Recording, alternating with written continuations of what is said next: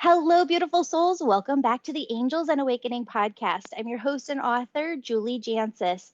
And friends, today we have none other than Tony winner Kelly Bishop here to talk about her new book, The Third Gilmore Girl. Yes, you know her as Emily Gilmore on Gilmore Girls, the mom in Dirty Dancing, which I've got an angel story to go along with that. But Kelly, welcome to the show.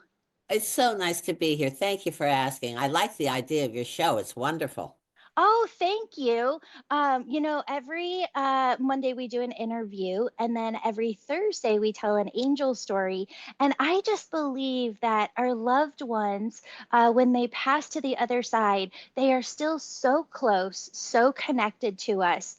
And I got to tell you, my grandma's favorite movie was Dirty Dancing. She loved you. And my grandfather looked like your husband in that movie. Oh, wow. That's Isn't that great. wild? Yeah. I swear she would almost start crying every time she heard like the song in the radio at the end when you guys are all in the ballroom. But I'm so excited to have you here. You are our Tony winner. You were in a chorus line, and now you've got this new book, and you really are a very spiritual person. You talk about being spiritual, not religious, Mhm. um, and you also talk about kind of big grief, the biggest grief of losing your mom, your biggest fan, and getting signs from her. And I wondered if you could tell our listeners more about your mom and the signs you get. Well, I don't know. I mean, I wish she would visit more or be more evident now. It's been so many years. It's been well over 20 years. I kind of carry her with me. I can't say specifically right offhand any signs that I see, in current life, but she's so with me. I talk about her all the time, and I feel this way that, as we talk about those who have passed to the other side, we keep them alive, we keep them with us, and we give them lots of room to come by and visit, if nothing else, just a dream. And I haven't even dreamt about it for a while. So I don't have any real definitive answer on the signs. Just such a constant force in my very being. She always was, she always will be. And I actually look forward to seeing her again. Mm. Yeah. One of the parts I found so interesting about your book is that when you talked about losing your mom and losing your second husband, who was just your partner in this life, you talked about when you lost mom, you kind of had to keep busy to almost avoid the grief. Mhm. But when you lost your husband, you more so had to sit with it. And I wondered if you could explain that too, because it just hits your heart so powerfully. I think we've all been there, how those two experiences are so different from one another. Well, with my mom, first of all, I was only 49. She was 76, and Mm, it was a surprise. I mean, she did have heart disease, she had a pacemaker, but she took good care of herself. So when that happened, and she knew what she did. I mean, she was a very bright woman. What she was doing out there, I know exactly what she was doing, shoveling the snow, and she knew better than that. I think what she felt was that she was alone. She was a widow, and it was terribly cold winter, a lot of ice storms. And I think she thought, well, I'm alone, and nobody else can do this. So she decided to shovel the driveway herself. When it turns out, after she'd passed, I spoke to her neighbor about who they have shoveled their snow. She just assumed it was the woman's husband, who's not a young man. And there was a foster home for boys up the hill from the house. And she said, we just called the foster home. And, we two or three guys come over and they're always happy to get the money. My mother, it never occurred to my mother to ask her. She just mm, assumed I'm alone. I can't do it. I don't have a man. I'll have to do it myself. And she gave herself a heart attack. And so that whole thing was stunning. She managed to hold on until my brother made it across country, so that she was still with us, of course, in intensive care. Um, until, she saw him, and then she stayed with us overnight, and they called me in the morning. They said, if you want to see your mom, you have to come over right away. And we didn't make it in time. Uh, Mm, so what I did after mom died is, I mean, I was so devastated. It was just something I hadn't factored in. And I actually worked. I went out to California at one point and shot a pilot. And of course, was arranging her memorial service. mm, And I just did keep myself busy. And it wasn't until a year later, I just mentioned this to someone who lost her father. It took a whole year. That the first time I laughed during that period was maybe 3 or 4 months later over just some little thing. And I was so surprised to hear myself laugh. But I just mm, kept plugging away and moving on. And when I got to the 1 year anniversary and moved on from there, I suddenly discovered everything was better. And because I would do last year at this time, this is the way I felt. And this year, I'm a little better. So that's when I said to my husband, I said, I think the Victorians were right. We should dress in black for a full year, do a full year of mourning, and then come out of it because it did take that year. mhm, As you know, like every Mother's Day, every holiday, and birthdays, it just hits you harder and harder. Now, with my husband, with Lee, of course, I watched him dying. And we knew it was going to happen. He was actually I remember the day that the doctor said, I'm signing you up for hospice, and that's when I, of course, as you know, insisted that he be home. So mhm, I was just, you know, coping with that as best I could. And he only was in the hospital. Finally, he fell out of the bed. And so I had to get a hospital bed, put it into the office where I'm sitting now, facing a big window where he could look out. And he was only there one night. He died the next day. So, and I've heard that story before from people that their loved one was only there in the hospital bed for one night. And then, of course, I tell you the story about watching him commune with something. Uh, mhm. yeah, it was very clear that he was very focused, and I thought, this is none of my business. I'm just leaving him alone. So, and of course, losing him, I expected to, and I knew I couldn't prepare for it. You can't. I Sure. mean, and I just it happened, so he communes with me a little more often. I think, and I light a candle every night. I always have in this one room where it's safe. I light a white candle just to invite the spirits in, Mm, good spirits, yeah, come join us. I know usually when I light the candle, I say, "Hi Lee, how you doing? Please, please come visit and bring your friends with you." And I miss you. I talk to him all the time. I think about him all the time. It's just amazing. He's just so much a part of my life still. well, it's so funny because my listeners have heard this story over and over again. They probably get sick of it, but other people haven't. And he's saying to tell it to you right now because I think it's going to help something click for you. But I always thought when I watched medium shows, or my grandma and I would always watch Sylvia Brown on like Mhm. Montel Williams. And I always figured that when they were talking to loved ones on the other side, that they were hearing in the person's voice. So, like if Lee is talking to you, I thought that you would be hearing from him within your mind in the way he really sounded when he was here. Uh-huh.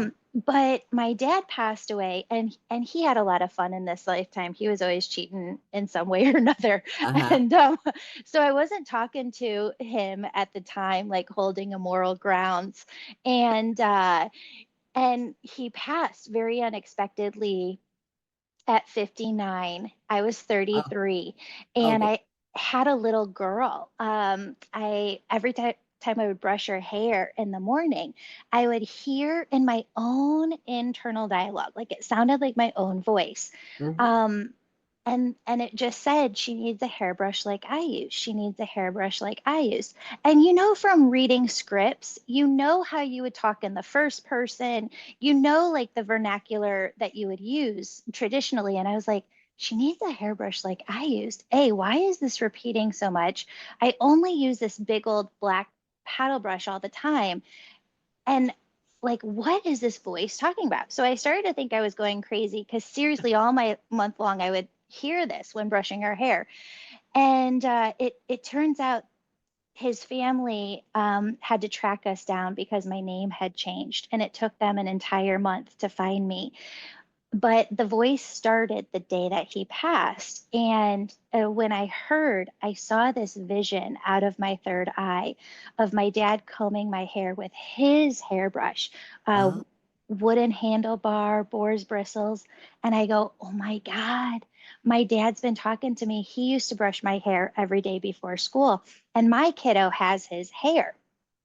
Wow. Um, Yes. So Lee wants you to know that he talks back to you, but you hear him through your own intuition, through your Mhm. own inner voice. Mhm. I believe that, yeah. And one of the things I did do, when I had to get some new telephone receivers, so the ones we have are old, but the one in the kitchen is has the voicemail on it, and the greeting. And Yeah. Lee did it. He recorded it. I mean, literally 30 years ago. And so when it was time to replace that set, I said, no, I don't want to because I want to hear his voice. And I Mm, said, well, maybe we can record it on the new one. I said, I don't even want to mess with it. Just leave it as it is. So when the phone rings and it's not something I want to answer, it's that same message. Hi, Lee and Kelly or otherwise, and the whole thing is so nice to actually hear his voice because I find though we remember so much of what they say and conversations that we've had with them, it's very hard to retain the voice, just hmm remember the voice. And so I keep that. I remember someone called me not long after he had passed away and said, Lee's voice is still on the answering machine. I said, yes, it is, and it's going to stay there forever. He was hmm thinking, "Oh, I made a terrible mistake." I'm going, "No, no, no. That's that's my connection. That just makes me feel better." But Yeah. yeah, I know. I just refer back to him all the time. Something good or bad happens. I think, how would Lee have felt about it, or so I know that he's probably telling me himself. Yeah. Yeah, he is. Absolutely. We had a thing that happened in our family too, where I would call him like my adoptive grandpa. He was at the end of life in hospice, and he kept wanting to get up to put on his tux and shine his shoes. He kept talking about a party on the other side that he had to go to, Oh, wow. and who he was seeing. I know that you talk about Lee like communicating with the other side at the end of passing. Did he have a similar experience, or did he talk about who he was seeing? He didn't, and I didn't ask him. But it happened rather rapidly that after I experienced, watching him commune, and I went out of the room because I thought I've got to leave it. And then a caregiver came that I wasn't expecting that particular day. And it was a man who'd never been there before. He was a African American man, and his name was Samson, which is I thought I've never heard of anyone named Samson before. Yeah. But anyway, he came in, he said, I brought him in to see Lee and who was sleeping. And he talked about, would you like to maybe bathe him? I said, oh, that would be lovely. So I said, and so we got the things and I stood we stood on either side of the bed facing each other. And I said, you just tell me what to do and I'll follow your instructions. And he said, okay. And I looked at Lee and he just looked kind of gray. I mean, he was Mm, sleeping this whole time or seemed to have been sleeping. And so that's when I reached under the covers. And of course, he was still warm. And I felt his pulse on his wrist, and I couldn't find it. And I looked at mm, Samson and I said, I can't find a pulse. And so he did basically the same thing. And then he also looked for the pulse in the temple, like they know. And then he shook his head, and I said, I think he left. And I remember saying that not because I didn't wanted to say I think he died. I think he left. I think his spirit, his soul just flew up. And I even remember looking up to the corner of the ceiling, because you always hear that they hover for a while up there in the top of the room.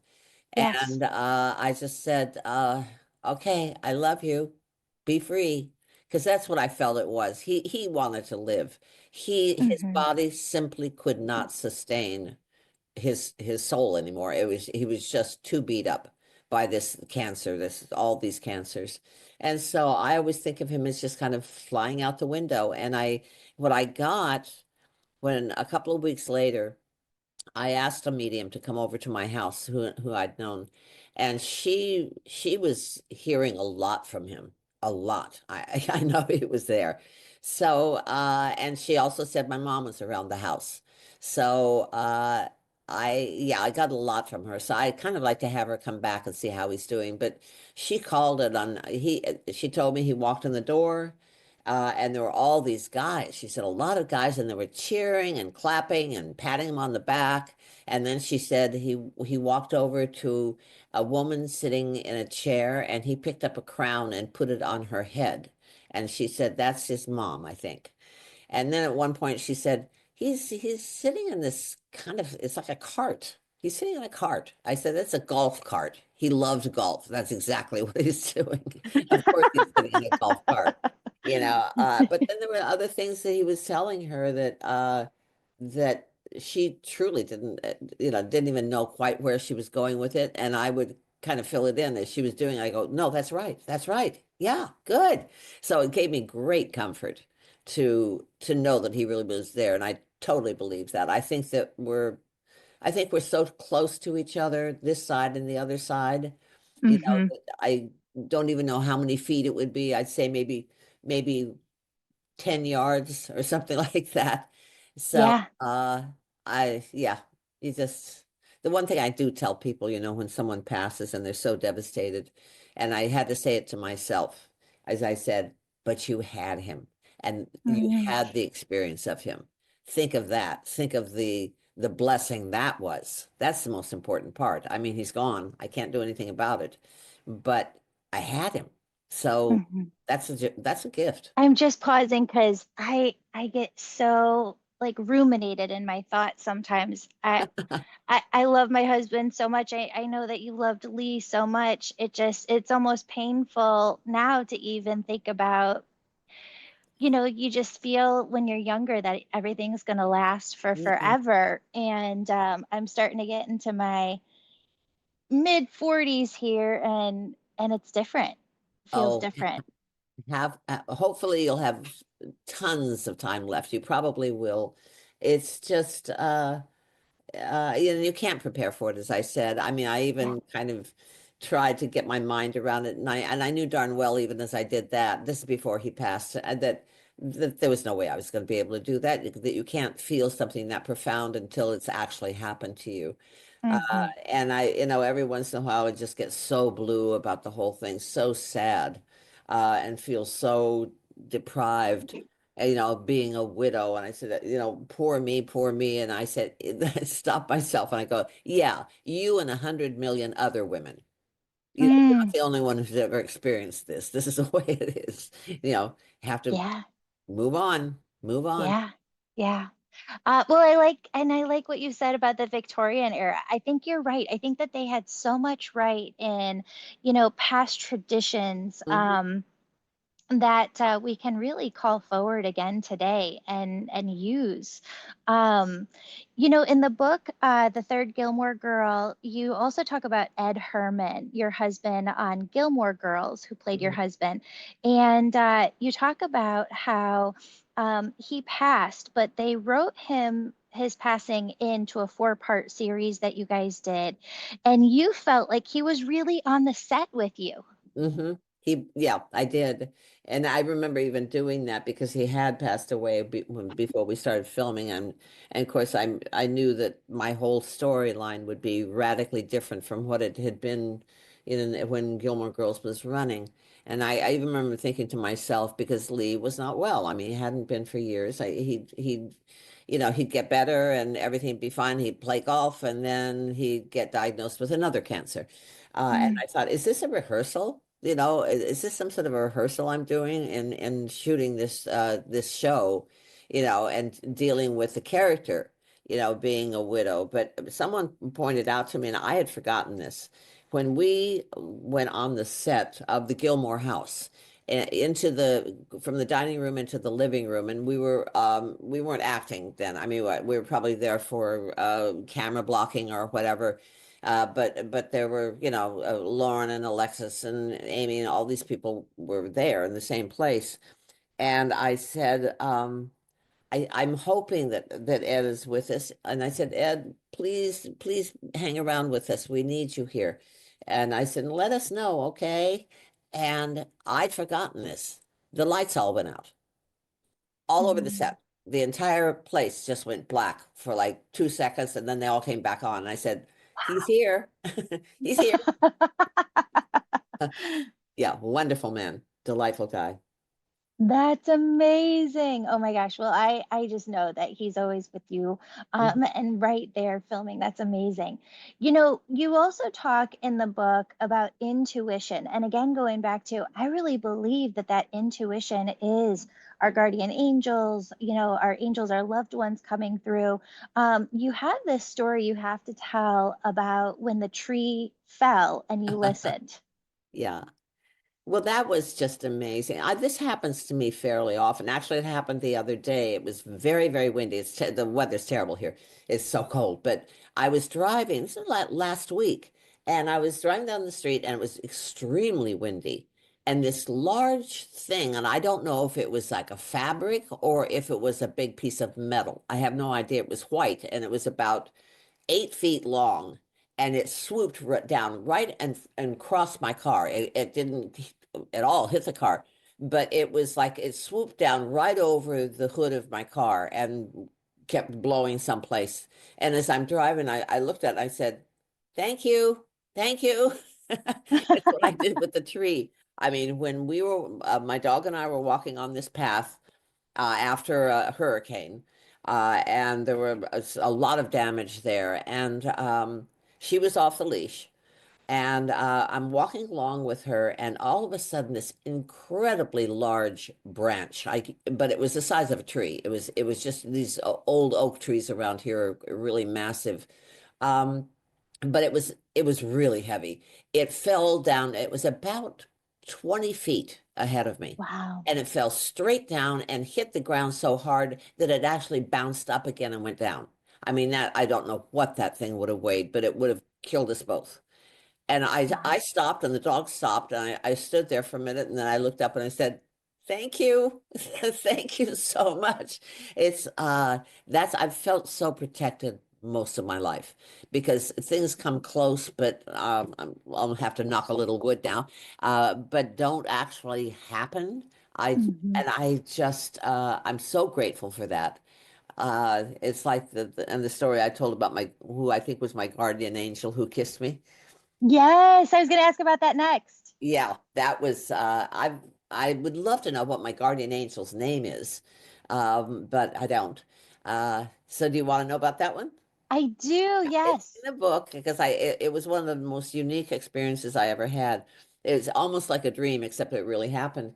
And I was standing on the street in the evening, having been at a concert in Central Park, and I was waiting for the crosstown bus to get me back to my dreary, grim apartment. And I was, empty, feeling very empty. I'd had a nice time with my friends, and I'm just standing there again, existing, basically. And this young guy, there were like 7 or 8 people, at the bus stop, hanging around waiting for the bus. And this young man comes along, a nice looking guy. And he just walked up to me and he took my face in his hands and he kissed me. I mean, really kissed me. And I didn't try to stop him. And in a sense, I guess I kissed him back. I certainly accepted the kiss.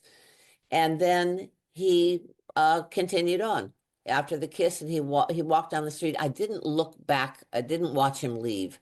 I should have. I would like to have known where he went or if he disappeared. I don't know. But I didn't. I Wow. just stood there kind of blinking my eyes. And then I turned and I saw all the people standing there at the bus stop and they're looking at me like, what? And I didn't say anything. I thought, well, that was amazing. And then as years went by, I started thinking, I think that was my guardian angel. And he saw me and he saw my sadness and he felt like I needed a kiss. So he gave me one. It was I wonderful. Yes.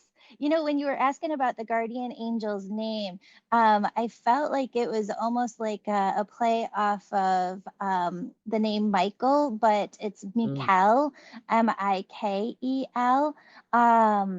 And so when I tune in, that's what I get. But That's what you there, get. That's wonderful. yeah, Mikel.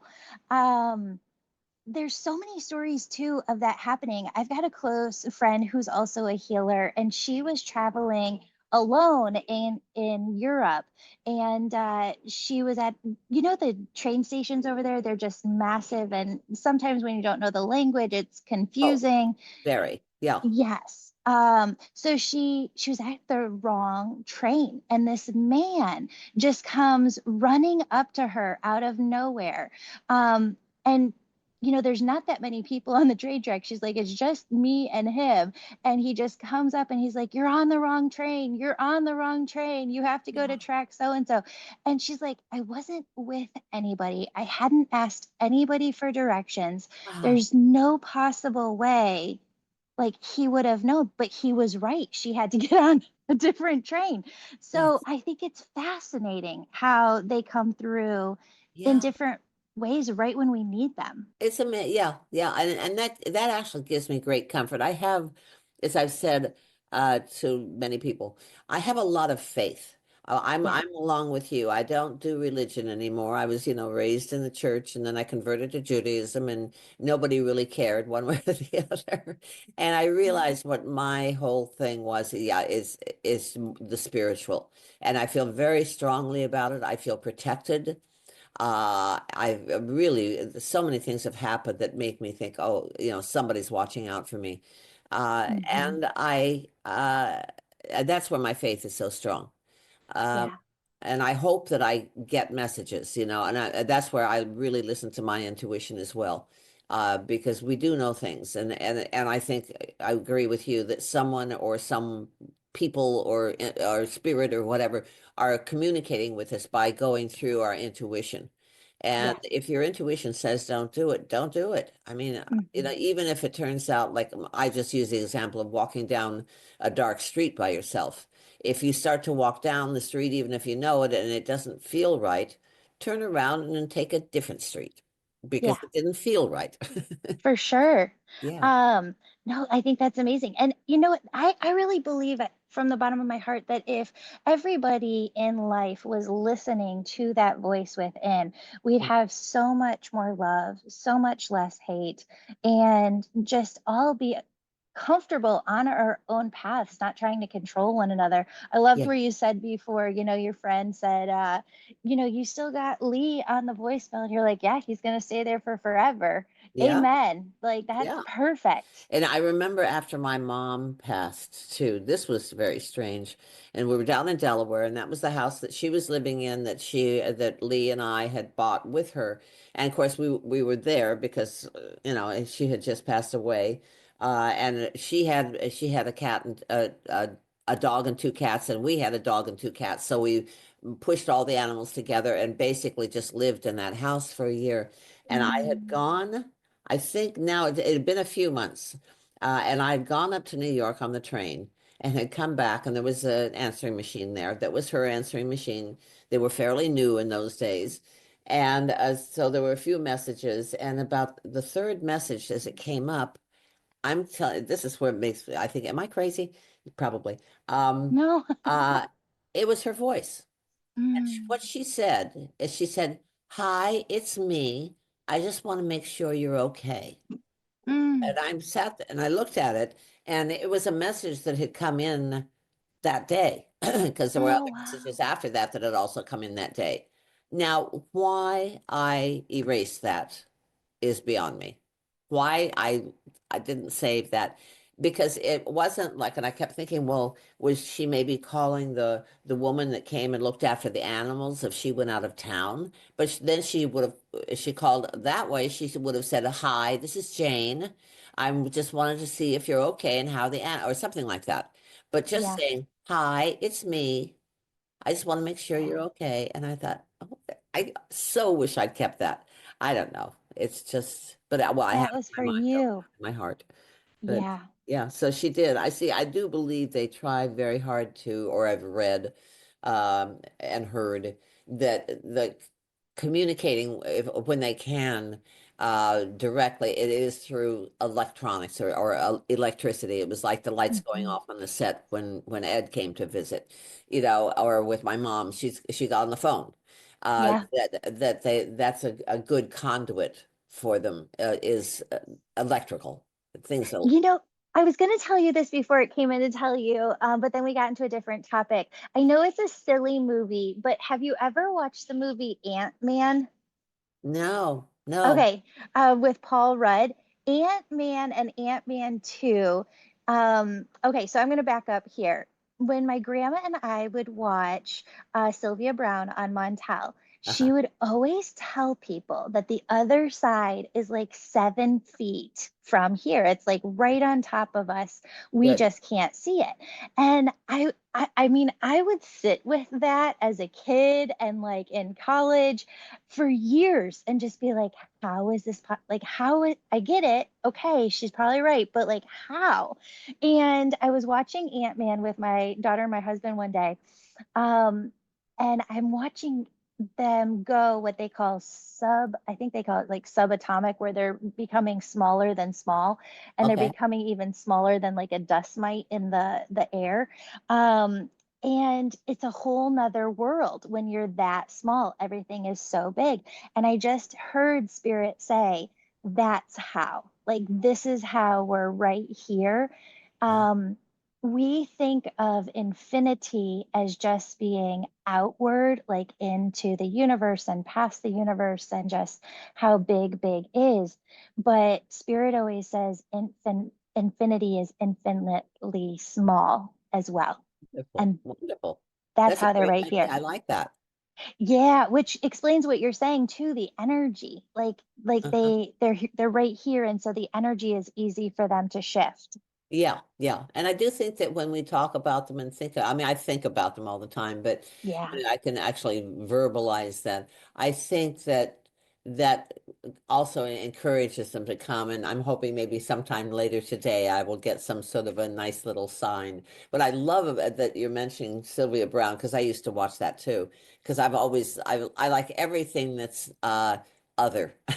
Yes, I like yes. astrology. I love psychics. And uh, the woman who co-wrote the book with me, she's really, I consider myself the author and she's Yeah. the writer. She's a very good writer. She wrote all of Sylvia Brown's books Get with the out hair. of here. I've Yeah. been looking for an editor for my book. I don't know if you could connect us and I could chat with her. With Lindsay. Uh, Yeah. yeah, I mean, give the information. I'm very bad, Okay. as you know, with electronics or anything No, like that's okay. past World War II. But let my agent know because I Okay. talked to Lindsay fairly often. We really became friends. And of course, I've talked to her several times in the last couple of weeks because she's in Los Angeles and the fires.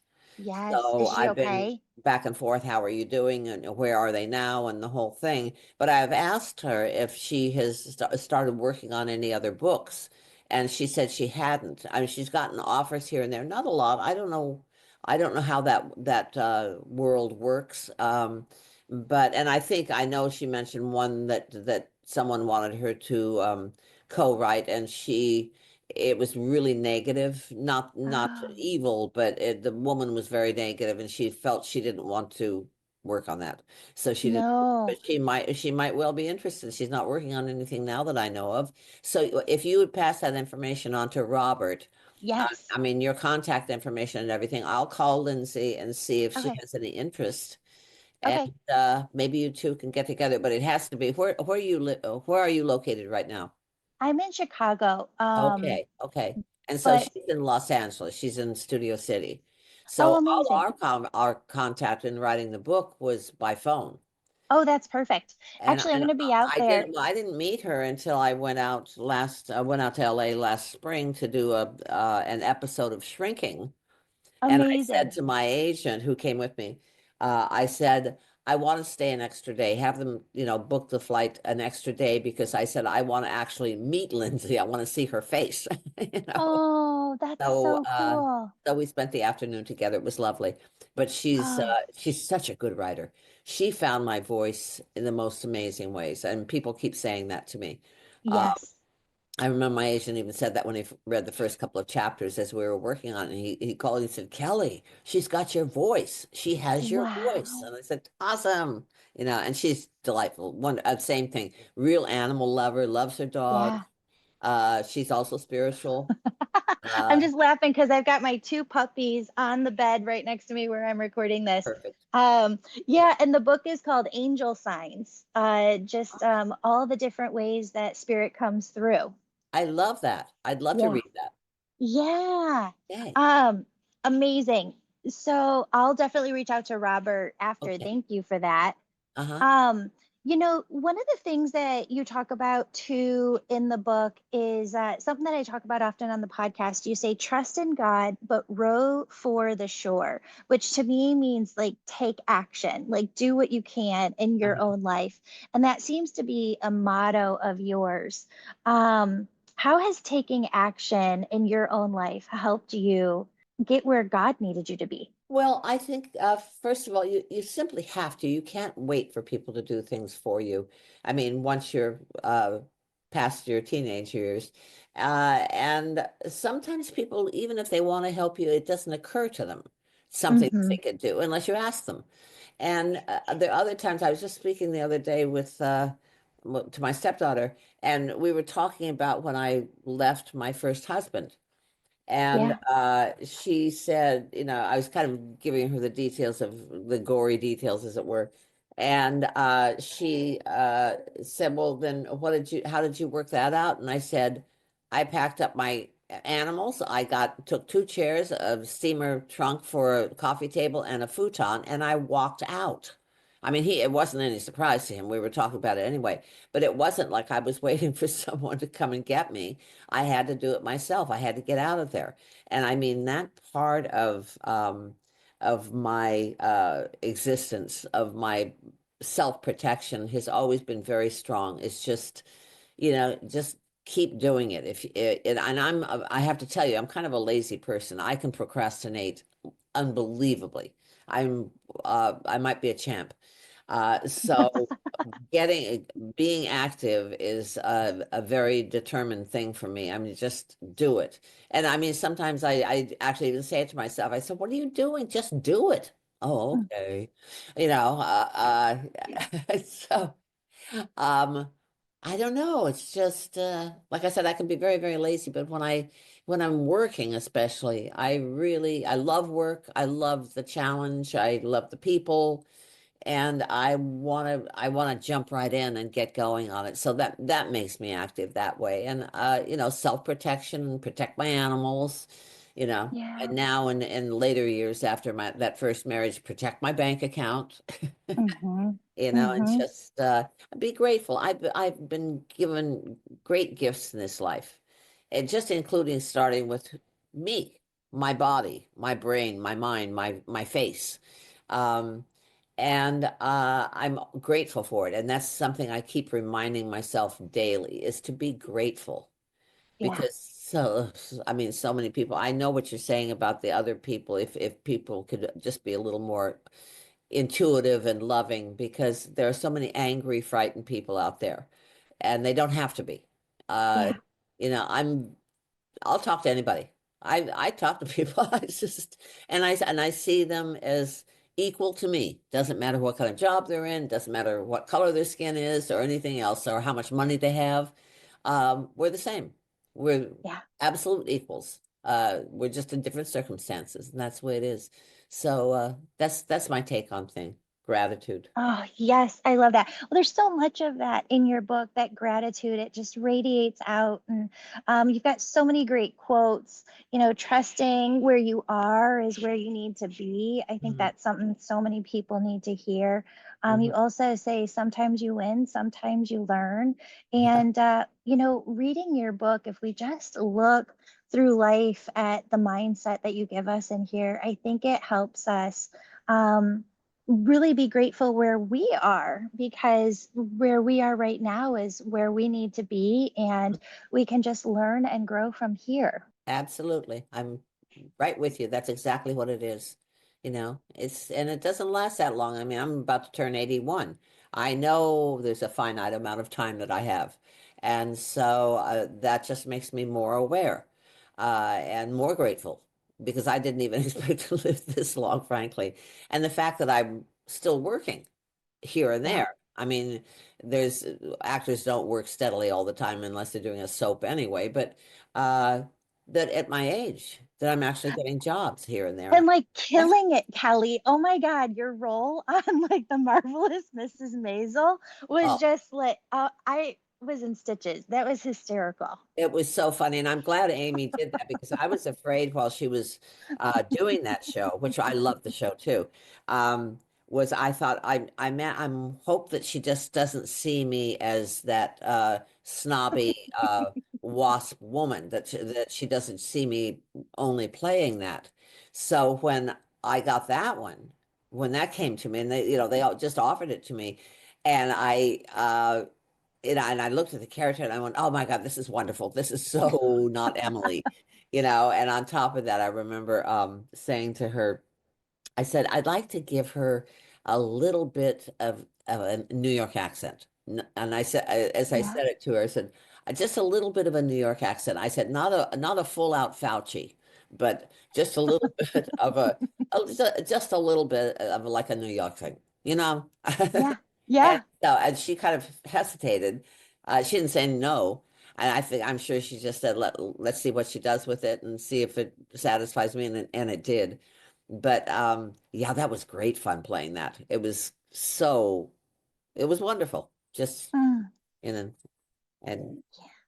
that's, Yeah. Couldn't have been more different from Emily. I mean, you're in oh, I know. jail. Like, Absolutely. And it just, it was a time I needed the job. I yeah. needed the job, not for the money. I needed the job to fill my life a little bit. So it Yeah. was, but she's a very good friend now. She's a very, very generous, loyal woman. I think that Yeah. she keeps her circle rather small. I don't know, honestly. But when you get on her ship, you're there. I mean, she's going to make sure you're taken care of, that you're treated well, that she's just a really, really solid human being and one of the brightest people I've ever met in my life. She's amazing. Oh, that's nice. Absolutely. Yeah. Yeah. Yeah. The creator of Marvelous Mrs. Maisel and Gilmore Girls. And Gilmore. And we did Bunheads together. A lot of people did. Yeah, well, I know it. I know it. There was just too many things against us, including Mm. the studio just didn't have that much money. It wasn't Warner Brothers. It just there were too many hurdles, I think. Um, and I couldn't spend as much time doing it as I had thought I should because again, my husband was really not doing well and he really didn't even want me to do it. So Mm. it was very tricky for me to juggle that without hurting his feelings and without messing up the show. But I think I should have been in more. Not that that would have saved it, but yeah, very special. And now Amy has another new show that Oh, does she? What's, it's called Étoile, and it's oh, about two. I don't really know the details because I didn't get the first script. Uh, it's about two ballet companies, one in Paris and one in New York, and they switch principal dancers. I mean, they trade off, I guess, to drum up business. But as I said, I wasn't, I wasn't part of the show when they started it. And at one point, my agent called and he said they were already filming it. They probably had done a couple of episodes. And he said, there's a cast breakdown here and described the character whose name was Clara. And she was another upper class New York matriarch and very involved. Her son, who is Luke Kirby, who played Lenny Bruce on Mrs. Maisel. He's the lead of the show, and I am his mother in this. And so suddenly, like episode 3 or 4, whatever it was, They're looking for this Clara character. So I sent Amy a text. I don't want to assume anything. So I sent her a text and I said, there's a this cast breakdown for Clara, and I'm wondering if it's something I should pursue. Uh, Oh, and she wrote back and said, "Oh, we'd love to have you play our Clara." I went, "Oh, uh, I think I just got myself a job." that's amazing. So I That's did three amazing. episodes of it. It's and the writing's just, and this time actually two of the scenes I did in it were written by her husband Daniel Palladino, and he's a very good writer too. He's quite funny. And has done, I think, comedy writing before, but as a team now, I mean, it's good stuff. The woman's really weird. This woman That's is like, so I got to do three of them. So and I know they have a second year. I'm hoping I'll come back because I am the guy's mother. I don't expect to be a series regular, but if I can pop in every now and then and have that wonderful experience of doing that really good writing with really good actors, I'll grab it. amazing. Yeah. How do you feel like TV is changing because people watch stuff on their iPhones and we're working with some folks just low key who've reached out after the success of the podcast and said we should do a TV show kind of based on this, almost bringing back like a touch by an angel, Mm, but true life stories. I And like that. I love it. I mean, I really miss old television, to tell you the truth, with yeah, everything streaming and I get confused. I don't know where to go, and then you have to yes, keep getting all of these different servers. I mean, between, Hulu and this and that, and then I go, I liked it when it was, I could trust it. I knew that every Thursday night at 7 o'clock, something was going to be on. But no, and I wouldn't watch a show on my phone. I don't think I'd even watch a show on my computer, even though my computer screen is fairly large. If I'm going to watch television, I want to sit down on the couch and turn on the television. So, exactly. but I'm also, old. I'm not, but I'm right with you. Yeah, that's great. That's amazing. So I wondered if it would be okay if I brought through just a couple of little messages from your angels. Oh, okay, please. Yeah. So, your mom keeps coming through, showing me to tell you that everybody has their own home on the other side. I think Ooh, that there's so much more physicality over there than we realize. But she keeps showing me like your home is right next to her home. And I feel like she wants you to know too that there's everything that we have here and so much more.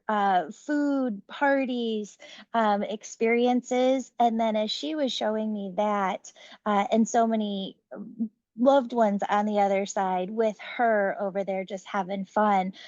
Lee came through, and I feel like he's got two suitcases, one in each hand for you and him.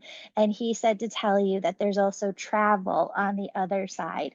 And he makes me feel like he's ready to take you on trips. Not that you're going anywhere anytime soon. I want you here for forever.